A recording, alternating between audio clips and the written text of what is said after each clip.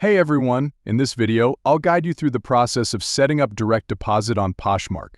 Let's get started. Firstly, log into your Poshmark account. You can do this by opening the Poshmark app on your mobile device or visiting the Poshmark website. Enter your login credentials, including your email address, username, and password to access your Poshmark account. Next, access your account settings. Once logged in, locate and click on the Account or Settings option in your Poshmark account. The exact location may vary depending on the platform or device you're using. Then, navigate to the Payment Preference section. Look for the option to manage your payment methods or preferences. Click on the link or button that allows you to add or update your payment information. The next step is to add your bank account for direct deposit. Select the direct deposit or bank account option.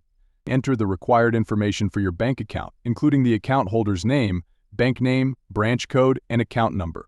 Review the entire details for accuracy. Finally, save and confirm the changes.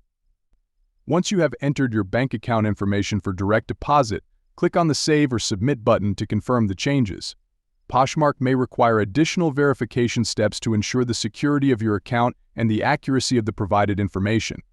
Follow any prompts or instructions provided by Poshmark to complete the direct deposit setup process.